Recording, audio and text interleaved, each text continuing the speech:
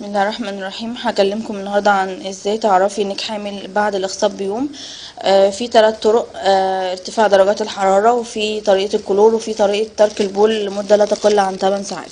كتير منكم هيقول دي تخاريف وان احنا جربناها والحاجات دي كلها، بس ما جربناهاش غير ما جربناهاش بدقة.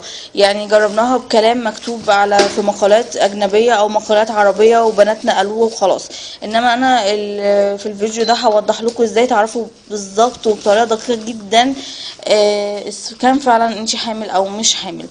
طبعا ادق طريقه ودي بستشهد بيها كتير جدا هي استخدام الترمومتر في فترة الصباح. أول ما بتصحي بتقومي من النوم وقبل ما تحطي رجليكي على الأرض، وبنفس الترمومتر، مش بتغيري الترمومتر. بتقيسي درجة حرارتك. طبعا في الغالب يعني كلنا بتبقى لغاية يوم 14 بتبقى 36.5 من 10، 4 من 10، 3 من 10 أو أقل من كده. بنلاقيها بعد يوم 14 على يوم 15 كده بقت مرة واحدة 37. دي طبعا معناها ان الحمد لله التبويض جه وحصل خلاص، مش لسه هيحصل. يعني التبويض كان قبلها بيوم. لو استمرت درجة الحرارة على كده لغاية يوم الدورة او لغاية يومين حتى او 3 ايام وكده، ده مش حمل. حتى لو استمرت ليوم الدورة، ليه؟ لان الفرق ما بين بقى ارتفاع التبويض وارتفاع الحمل هو بيبقى نسبة كبيرة.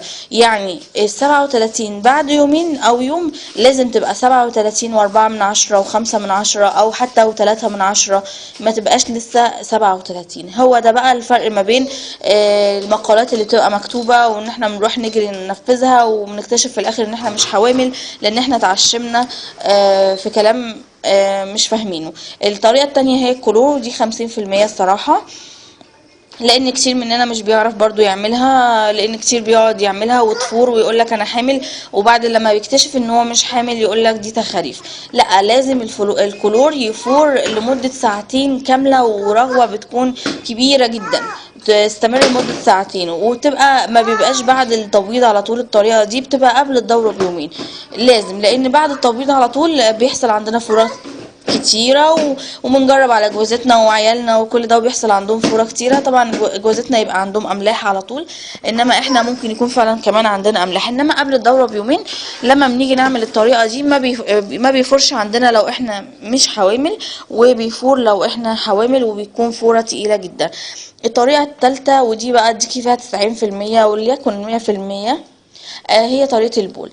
طبعا كتير مننا بيشوف وبيقرا في مقالات ان احنا لو لقينا خطوط بيضة طويلة يبقى احنا حوامل. يجي يوم الدورة، تنزل الدورة ويقولك ايه ده، احنا كنا شايفين خطوط بيضة، طب ازاي انا مش حامل؟ دي تهيؤات، دي تخاريف. لا، الخطوط البيضاء دي التهابات حضرتك، دي التهابات في المهبل او في المسالك البولية. ممكن تعملي مزرعة او تروحي تكشفي عند الدكتور وهتعرفي ان دي التهابات مش حمل. انما ازاي افرق ما بين الخطوط البيضة دي وما بين النقط البيضة؟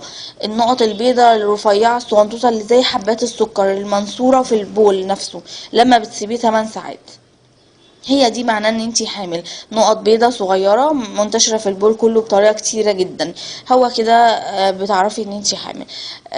بس وشكرا.